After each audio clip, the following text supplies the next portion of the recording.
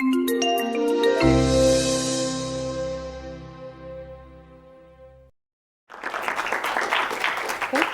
Thanks for being here. Appreciate that. Well, it's an exciting moment, and I'm glad to be with you Googlers to talk about this.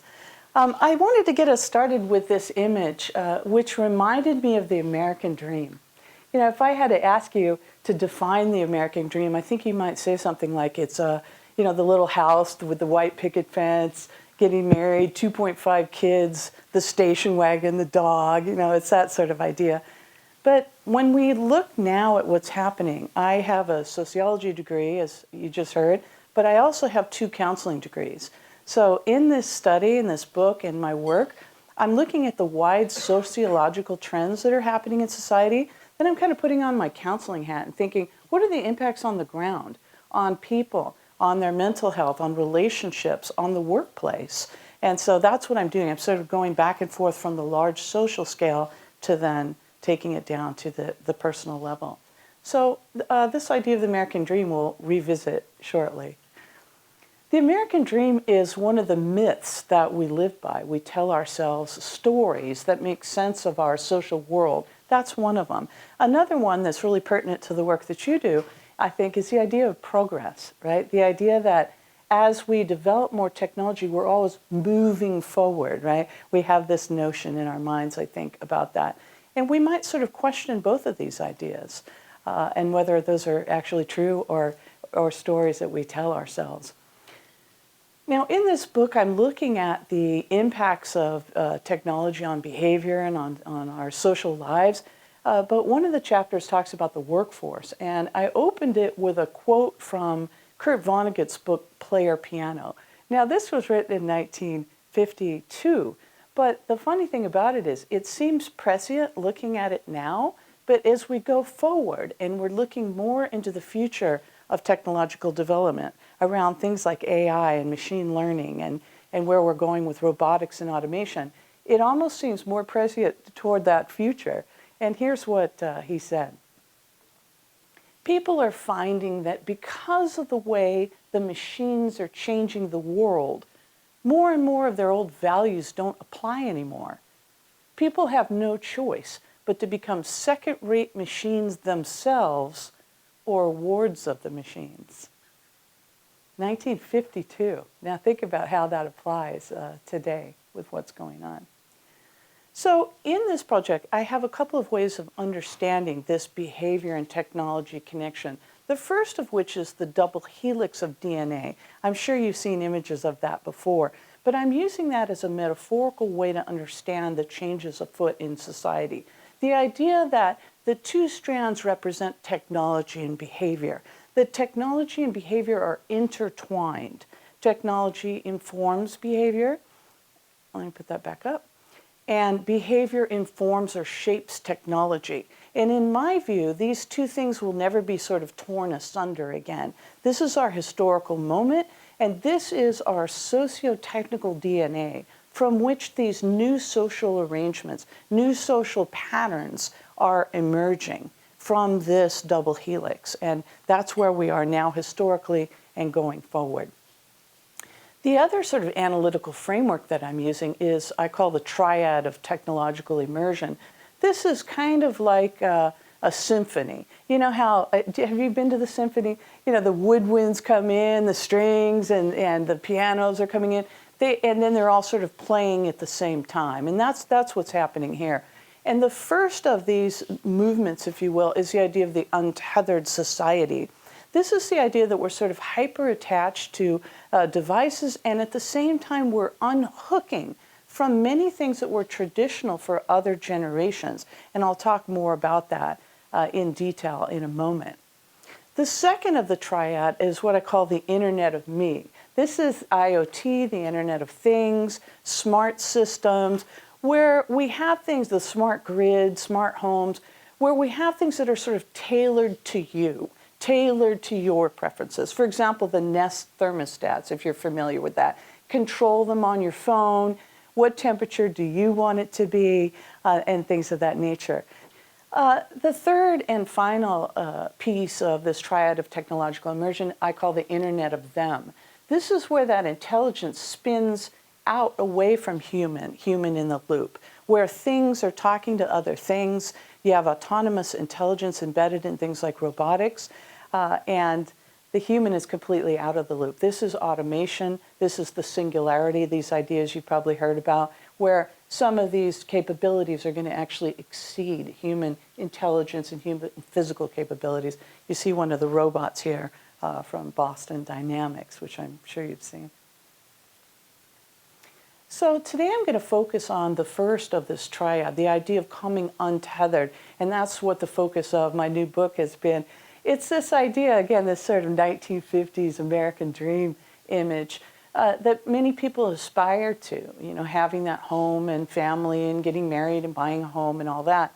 But what's happening now is young people, particularly digital natives, we might think of them as millennials, but those that grew up in a world where there always was an internet, are unhooking from these things in great numbers, in fact, and at the same time are hyper-attaching to digital technologies. And that's creating a seismic set of changes in society that impacts every vector that you could think of.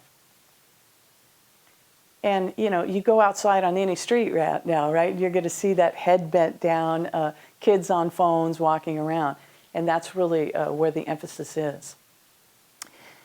The idea also that I wanted to make mention of, when we use our devices, we all have our phones, we all have our laptops, I'm sure, and everything, you start to kind of take for granted that everyone's doing it because everyone you know is doing it. But I want to kind of give a nod to the fact that not everyone is connecting wirelessly to the internet like you may be doing, which you are doing, but that it's generationally uneven. And this is from Pew Internet, looking at who's connecting to the internet. And you can see the older you get, the less likely you are to be connecting or the less likely you are to be using these devices for that reason. I have a boat neighbor named Walt, who I talk about in the book. He's early 70s. And one day he held up his iPhone. He's all, see these apps? I said, yeah. And he says, I don't know what they do and I don't want to know. I just want to get rid of them all. I was like, wow, you know, I can show you what they do. And he's like, no, he doesn't want, I'm not an app trier, he tells me. So, you know, I thought that was the funniest thing, but I'm not an app trier, but neither are a lot of other folks. So just, you know, we start to take for granted that what we're doing, everyone's doing, but indeed that's not exactly the case. So when we talk about digital natives, and this kind of makes a difference here, the idea is the average 30-something-year-old's life so far, you can see the internet becomes a thing sometime in middle school, and mobile phones become a thing in high school. But what's happening now is kids are growing up with these mobile devices from infancy, and that's really going to change their take on the world and their brains, in fact. In 1979, there's a band from the area called the Tubes. I don't know if you've heard of them, but they're kind of a punky band from San Francisco. They came up with this album cover, which is sort of a wry social commentary on the idea that kids are watching too much TV, it's going to impact their brains.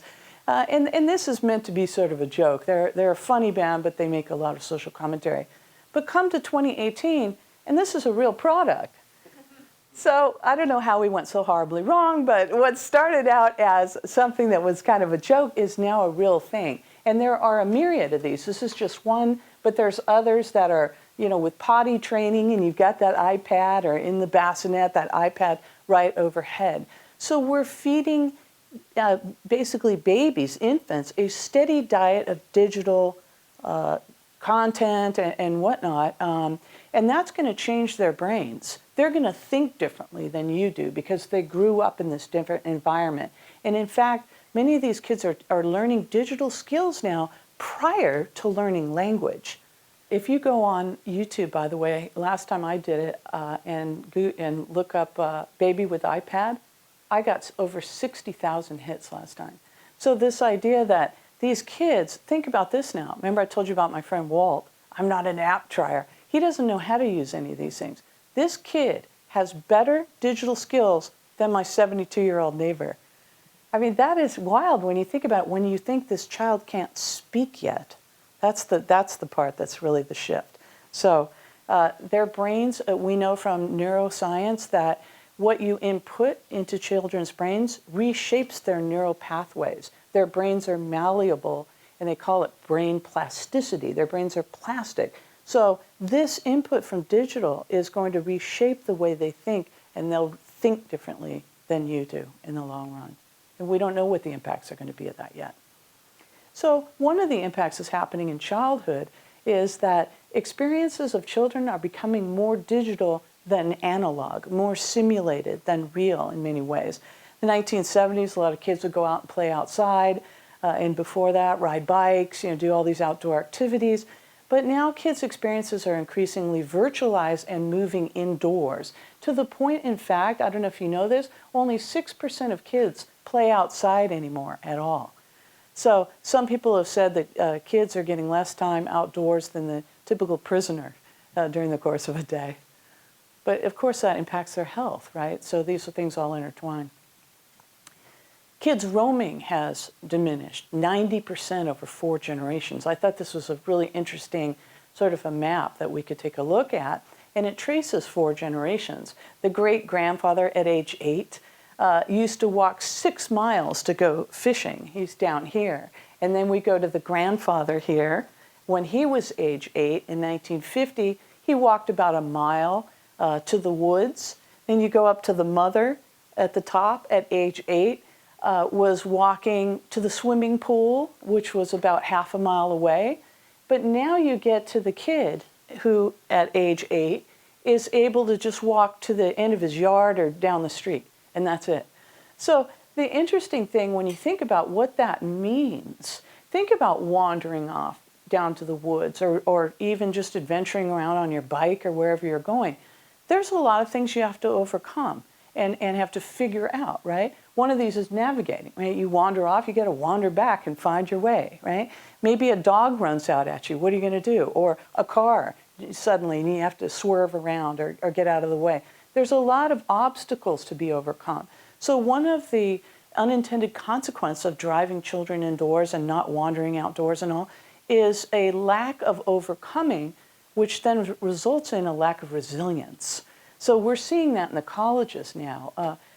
Kids don't know what to do in certain situations. For example, there was a story recently where some young folks had a mouse or a rat come in their dorm room, and they were so stunned they called 911 because it was an emergency. So they didn't know how to handle this kind of situation. So, there can be funny stories like that, but there can be more serious or drastic consequences as well around this lack of resilience. So resilience is based on experiences. The experiences are becoming virtualized, and resilience is dropping, which is an important thing for coping with the things that come at you in the world.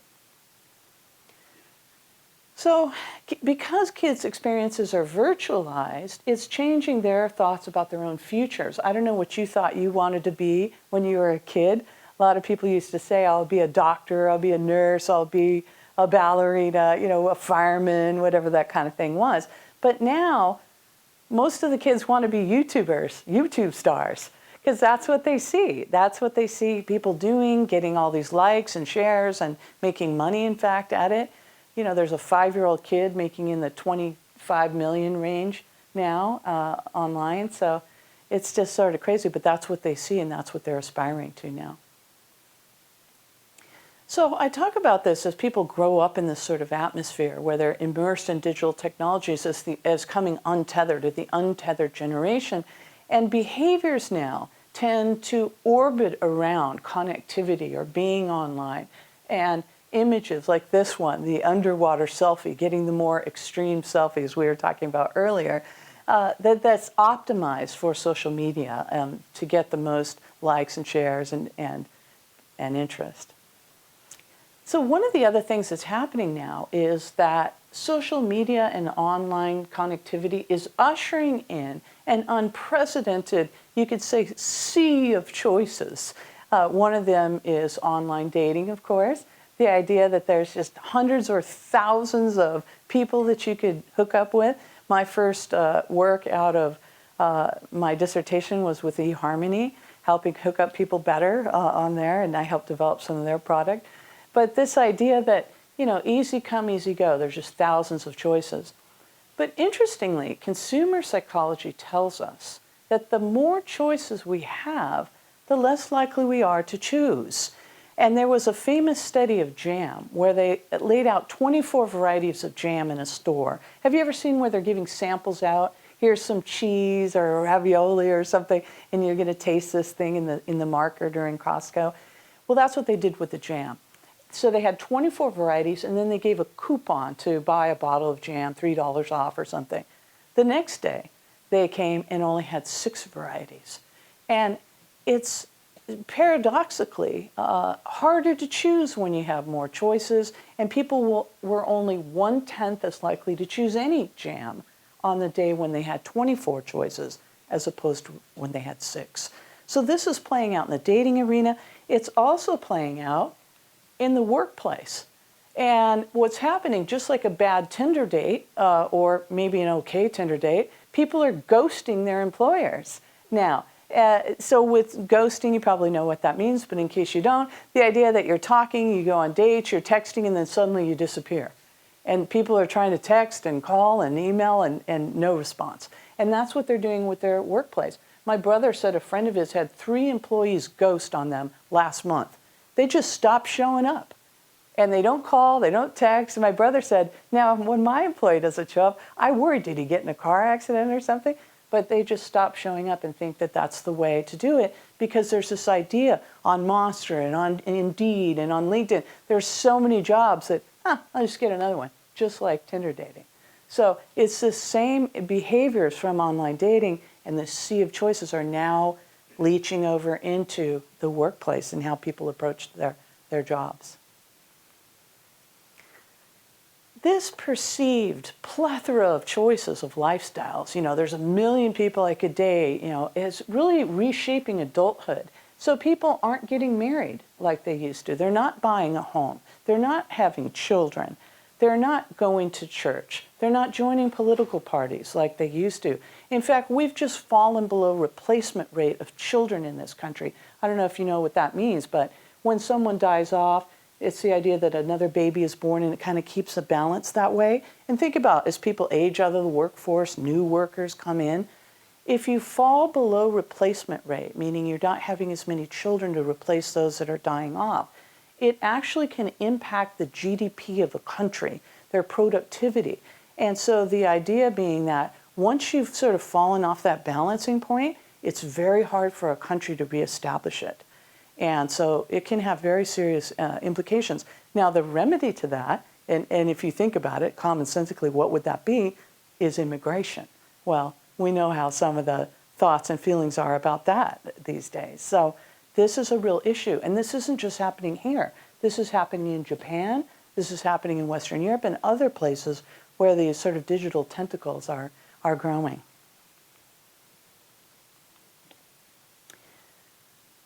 This idea that now we're reshaping adulthood and what it means, one of the aspects is reshaping our thoughts of what our career can be or what work can look like.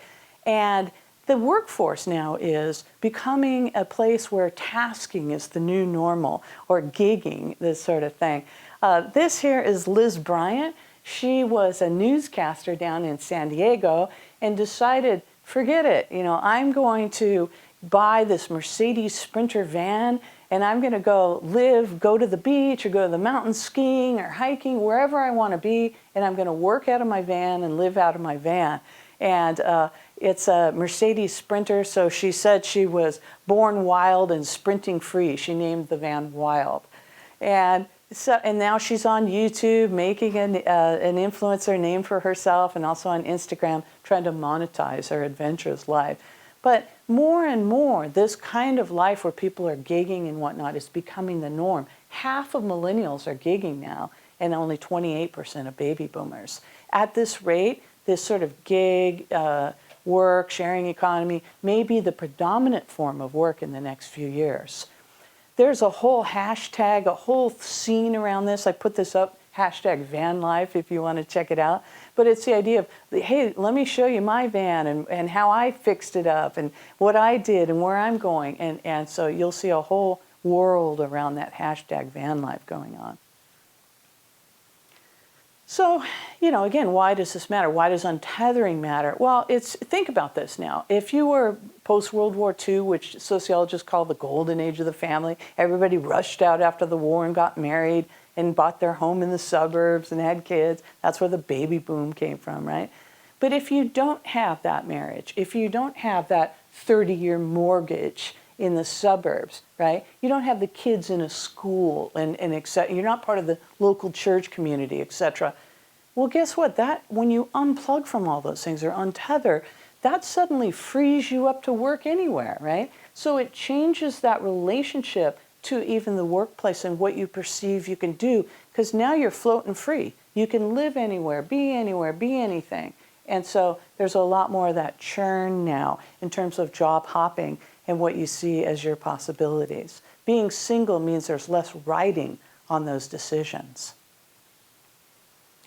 So as we talk about this untethered workforce that's sort of welling up, there's a whole infrastructure now that's rising up around this to meet these young, single, mobile individuals. This is 20 Mission, which is down here in San Francisco. It's a hacker hotel.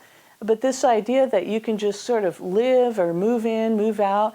There's another one called Common here. This one's in Brooklyn, but they have a few different locations. You just bring your duffel bag, drop it on the floor, and you're moved in. I lived at USC as a faculty in residence for 7 years with the students in the dorms. And I have RAs, residential advisors, and they help plan a trip to the symphony or a dinner or a talk by someone that would come in. We'd have dinner together and do these various events. Well, guess what? These also have something like an RA planning a ski trip or a dinner or a party for the residents. So in a way, it becomes like this sort of extended adolescence of that college life, dorm life for young people into the 20s and 30s and whatnot.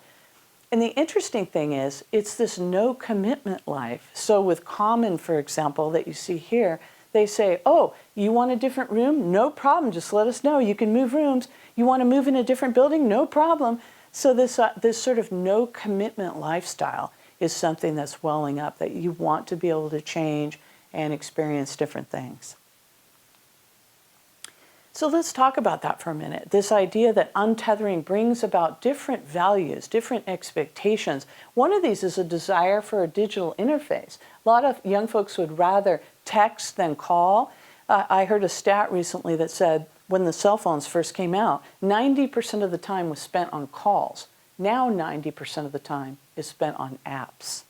So that's a huge shift, right? So this idea that younger folks might not even know how to make a call. I had some students that tried to call someone up, and they were working with a big car company on a project for SC. And the next week I said, how'd the call go? Well, not very well. Well, what happened?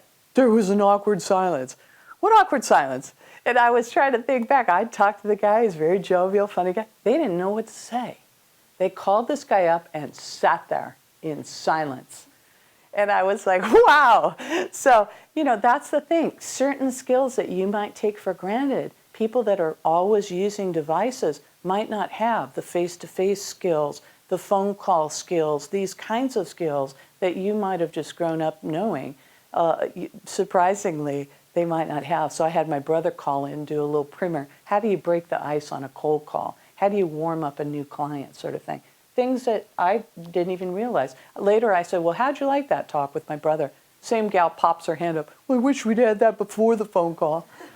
Okay.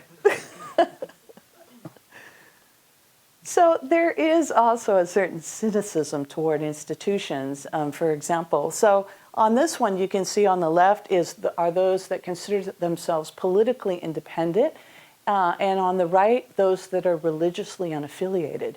And so it goes younger, older, older, older on each side. So this idea that we're untethering from things that, again, people did routinely for generations. Younger people are just unhooking. Churches are saying, how do we get young people to show up? I've had people at yacht clubs, country clubs, the Rotary saying, we can't get these young people in here to join. What do we do? And they're at loose ends trying to figure this out. Same thing, likewise, with marriage. Remember, we saw that untethering by generation?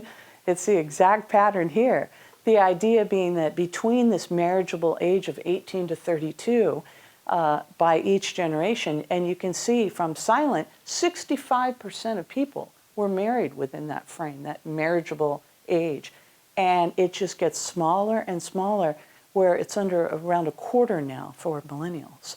So this, again, the reason I bring this up is not to be old school or conservative or something, but rather to say that all of our foundational sociological studies show that being involved in these kinds of things, like church or like a family and a marriage, these are stabilizing social structures for people. They keep people physically and mentally healthy. And as we're unplugging from these things, what's taking the place of these anchor points in society? Here's another change. It's time compression. This idea of living in the now. They used to ask students, well, what's your 5-year plan? And my mentor's a CTO of Chevron, and he asked his students, they looked at him like he was nuts. What do you mean 5 years? So this idea of life is spinning fast. And one other aspect to consider and to think about what this means. If, in fact, young people are untethering, which the numbers are showing, from this American dream, from getting married, from buying a home, from wanting kids, from all these sorts of things that were traditional goals, we could say, for other generations. These things served as a kind of North Star, guiding people toward their future. Well, what happens when you cut all those things out? What is that new North Star? What's bringing people into the future? Oftentimes we see a churn rate of experiences living in the now. And it's not bad to live in the now and have experiences, but you also sort of need a future to guide toward. And that keeps people moving and hopeful on the horizon. So we need to really think about what's the pull factor now for people that are untethering from the traditional goals. Don't care how, I want it now. I'm sure you remember this gal from Willy Wonka days. She was just ahead of her time. The idea that, you want everything at the push of a button right now. I don't know if you guys you probably use Uber or Lyft, but sometimes you might have said, how long is the Uber going to take? 7 minutes. Let me check Lyft. 3 minutes. Okay, I'm going with that. So this idea that you want it now, you want it instantly, you want it at the press of a button. 7-Eleven and Domino's are trying out drone delivery of burritos, because kids want it right now with their drone, right to their dorm room. I call this a no latency life. A lot of the data center guys I work with talk about, the latency of something, how long it takes to load a video. If your video doesn't load, people in just a couple of seconds they'll abandon ship, right?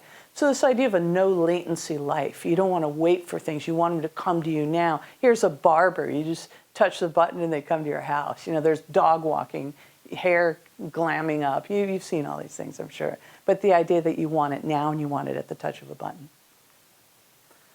Another changing value is the idea of externality. Photo or it didn't happen, I'm sure pick or it didn't happen idea, but this idea that there's this enhanced need for external validation and external approvals via social media, for example.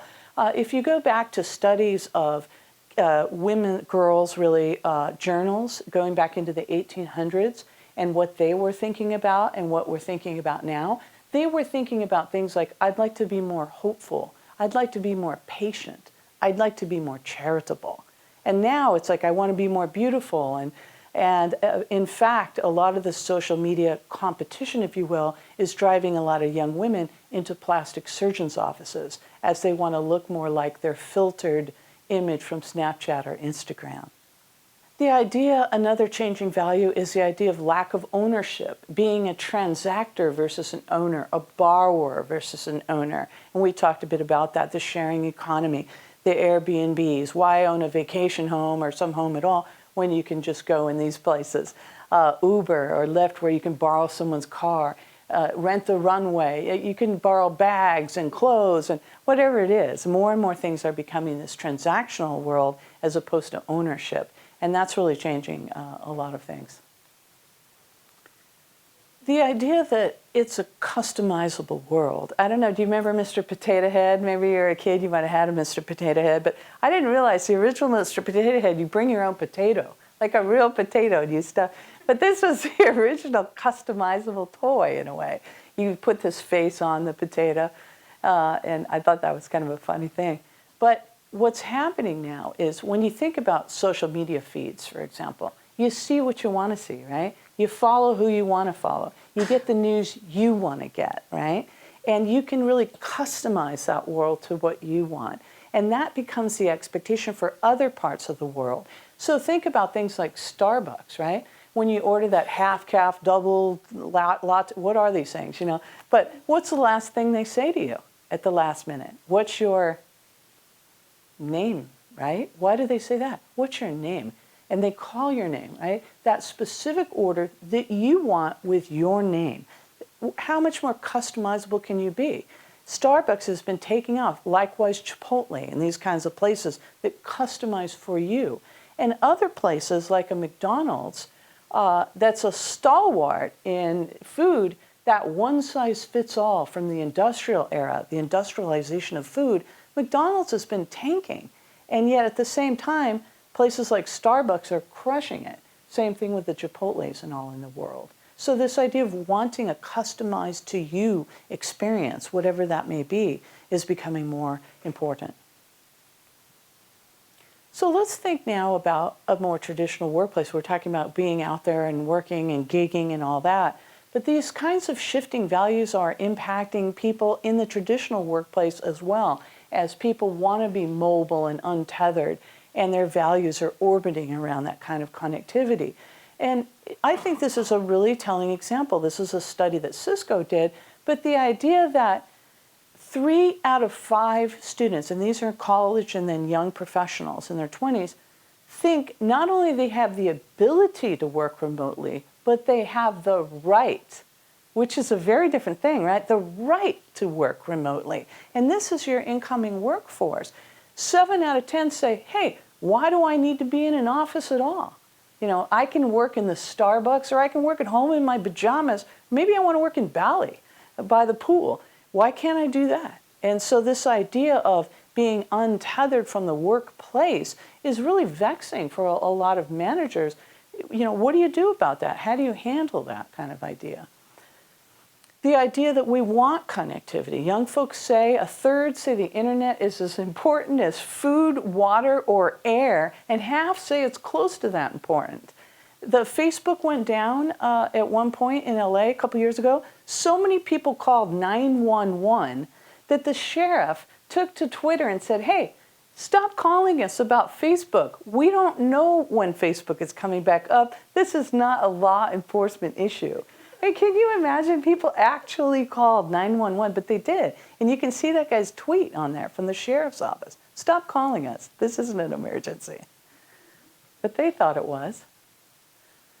So think about now, when you're in your workplace, you know, what are some of the issues that might arise when you're thinking about an untethered workforce? Well, how do you create team cohesion? I know my brother said he had one gal working somewhere remotely and then the rest of his team was in the office. And it's hard to keep that team exactly together in the same way. Same thing with productivity. Are people being productive? They think they are. Are they? That's another thing. Communications. We know this from the early studies. When people aren't face-to-face, things can be misinterpreted, or people, you know this, will make more sort of sharp comments. You see this online all the time, I'm sure, than they would to your face kind of thing. So sometimes things can escalate into sort of, not a total flame war, but they can escalate quickly on places like Slack in a way that face-to-face, it wouldn't be the same dynamic. So what do you do about this? Companies are struggling. They really don't know what to do. IBM said, hey, get back in here, and you're going to work shoulder to shoulder with your colleagues or be fired. And what's interesting about that is IBM was a leader in remote work, and yet they're calling their people back into the office. Other companies are taking the opposite approach. This is automatic. They have WordPress, right? They had this beautiful office in town here that they remodeled, and it's gorgeous. And there were like 3 guys showing up. It was like 1,500 square feet per guy. So they said, well, this is ridiculous. So they said, we're going all in on remote. We're going to sell this beautiful office and give you Starbucks cards, keep you caffeinated up for productivity, and that's it. So they're all in on remote. So you could see we're in this sort of liminal period where Where do we go with this? Are we all in shoulder to shoulder? Are we all in remote, or some hybrid in between? And so it's a really interesting time. So we have this other thing called the platform economy, which you guys know about, but this is what's changing, the relationship of the worker to the workplace. As we have more of these platforms come up, we have more the freelancer where they're working from home or working in a co-working space, or the tasker who could be a task rabbit building shelves for you, for example, or you could think of a tasker as an Uber driver, for example, picking you up, driving you somewhere. You may never see them again, right? That relationship can be minutes long or something like that. So we go from decades-long careers to the shortening of work and the relationship of worker to the workplace. And that gives a certain amount of freedom, right? You work anywhere. This is John Young-Fook. He is traveling the world, creating startups. You can work anywhere, work in your pajamas, work in Instagrammable locations. So he's out there Instagramming away in all these beautiful places, from Bali. Here he is in Morocco in his kind of blue moment there. And it seems amazing. But there's some unintended consequences, or there's a cost to all this freedom. One of the costs is loneliness. We see that on the rise. This is Caitlin, a gal that I interviewed. She's a writer, and she's been traveling the world. She was here in the Bay Area, sold all her stuff, and went on the road full time. And I sat down with her. I said, well, how is that, being this digital nomad? And she says, well, it's great. Obviously, you're seeing wonderful things. But she said, I don't ever stay in a place long enough to really develop those friendships like I had. And then when I come back to the Bay Area, I haven't been spending time with people, so my friendships are kind of distancing. So she's sort of neither here nor there. So she had this Adrienne Rich poem, If I'm Lonely, tattooed on her back, because loneliness is such an integral part to her life now. So think about what that might mean. Some of the co-working spaces are starting to acknowledge this. You can see this is one I caught when I was up in Toronto. Shecosystem is obviously targeting women, but look at that. This idea of co-working plus wellness. So the idea that we need to think about what this means as people are untethering from these things. We're seeing, for example, in the university system and across the country amongst young people, the highest rates of anxiety and depression in 30 years. In the university, we have a quarter of the students are on some kind of psychotropic medication for some kind of mental disorder. So the idea that, what do we do? How do we re-anchor people as they're pulling up anchor from all these things that stabilize them? And it's something that you can think about in the workplace. So the idea of untethering, it's going to amplify in the future. Obviously, you might have seen some of these iPads in the airports. Have you seen that? Yeah, and so you push what you want, and then they come and throw a pizza at you and run off, wait, and they're gone, But a lot of young people say they prefer to order from a kiosk or from some kind of a drive-through because they don't want to deal with people. So even at McDonald's, they're bringing in more of these kiosks. And sometimes they say there's a line for the kiosk when there's no one in line with a person standing there to take your order. So, I'm talking about untethering and taking off, from the workforce, but right now it's kind of a choice. You want a gig, you want to work in Bali, like John Young-Fook sort of thing. But as AI and robotics and automation gets more sophisticated, in my view, workers are going to be forcibly untethered from the workforce. And I think society is very ill prepared to deal with that. We talk about a universal basic income and that idea, but the problem with it, here's what people say to me. They say, well, Jill, we've always had change, right? We had this is a classic, horses and buggies, and then we had a car, right? Well, here's what they don't take into consideration, the pace of change that's changing. The horse and buggy to car issue, that car, I don't know if you realize this, it took 30 years for the car to reach penetration where most people had a car. 30 years, generations to get used to this change. Now take a look at this chart. You can see these cars are, going along here, but take a look at these. This is the tablet, for example, device. Social media, for example. These are almost straight up and down lines, as opposed to the years that it takes for some of these other technologies. So if we extrapolate the pace of change from what's going on in the digital era, which is on the right side of this diagram, and think about what that means for AI and machine learning and automation, it's going to come up on our horizon faster than we can even deal with it. So that's where we need to be thinking about some of the social and psychological impacts and implications of the change to the workforce as we spin up those technologies. Now, the other thing people say, well, new jobs will be created. Well, yes, that's very true. But we're changing. We're not going from agrarian times into the Industrial Revolution, which was analog to analog, by the way, right? Now we're going analog to digital, which is qualitatively different. So the idea is the jobs that are going to come up, I just saw a guy present at Accenture on this, and all the jobs were robotics engineer, algorithm engineer, on and on and on. These take a higher level of training and education than going from the farm to working on the manufacturing line, right? So we need to think through that. How do we upskill workers? How do we train them? And here's an example from Siemens. Siemens, this is a CEO, he said, people on the plant floor need to be much more skilled than they were in the past.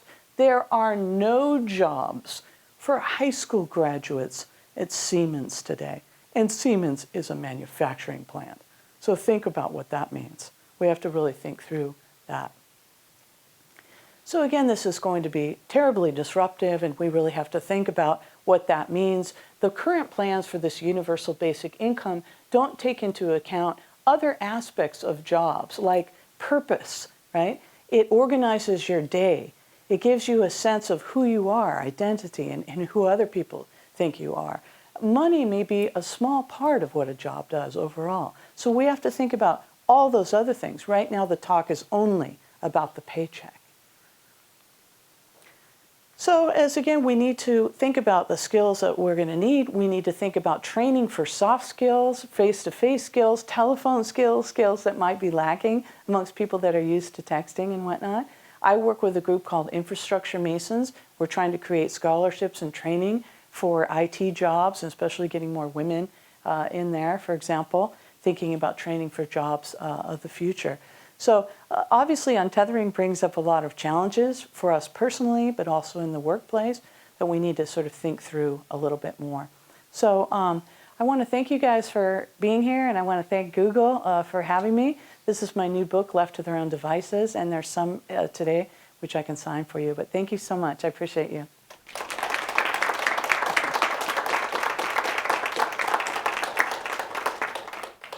Thank you very much, Dr. Albright, for coming here, and this is a phenomenal talk. As a parent of some young children, of course, this is something I'm daily grappling with and worried about.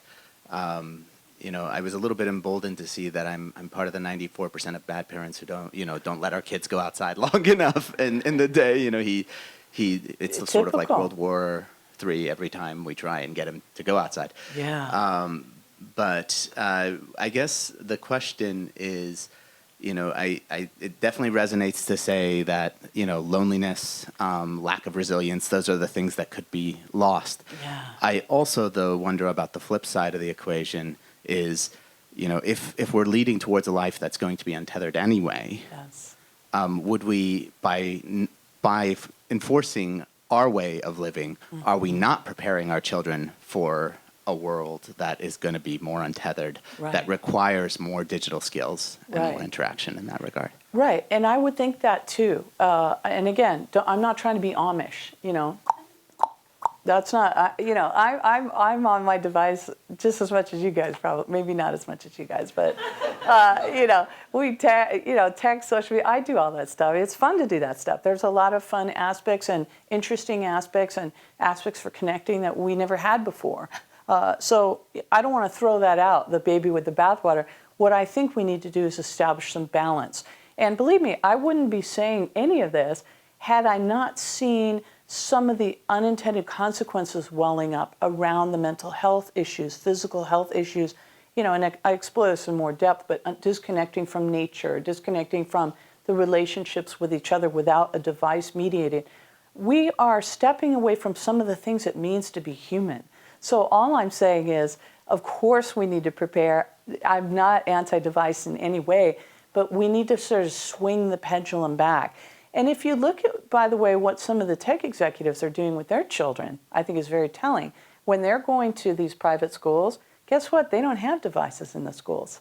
They have art, they have movement, they have dance, they have, handmade craft, they have music making, all these sorts of things that are analog and physical and embodied skills. That's what they're teaching their kids.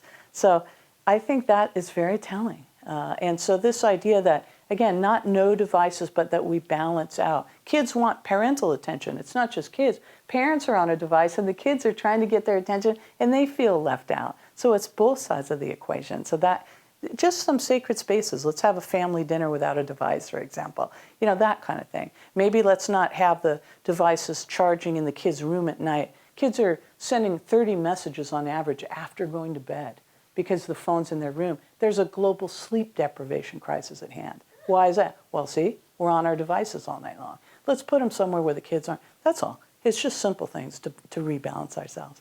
But thanks for the great question. I have a question, just to follow up to you were talking about the students Sure. at university. Yeah. Who had the dead space on the call. How do you see this gapping I love that. when kids are in engineering school and then they're trying to go out and interview for jobs? Are you seeing Exactly. a big gap there, or are the companies, such as ours, letting it go and saying, you're really good at this technical thing, and I Right. don't care if you can speak to people? Right. Well, overall, the research shows that those who are most successful, I mean, you're let's say, an executive, a manager, you've made your way up the rank because you have those skills. I mean, and that's what the research shows. It's not grades, it's not GPA, it's not IQ, it's the fact that you can relate to people, talk to people, communicate. That's what differentiates people from being just on one level or being very successful. So those are still going to be the differentiating skills. So we're going to need some of that. And again, we're trying to teach some of that at USC. We did a class on how to manage your engineering career with the CTO of Northrop Grumman and CTO of Chevron and myself. And that's part of what we did. How do you give that handshake, look them in the eye, do an interview? How do you find a mentor? All these sort of soft skill things that make a difference. If you want to be at your level, if you want to be an executive, for example, you're going to need those skills. And that's the difference. What do you want to do in life? And that's going to cream rising to the top is people that have those skills. So my point of it is just that as people come in to develop that management style and skill, we might need to bring some extra training in these areas that maybe a couple of generations ago we didn't. That's my main thought on that. Well, I think we're pretty much out of time. You guys, thank you so much. If you'd like me to sign that book, I'd be happy to do it. And thanks for being here. I really appreciate you.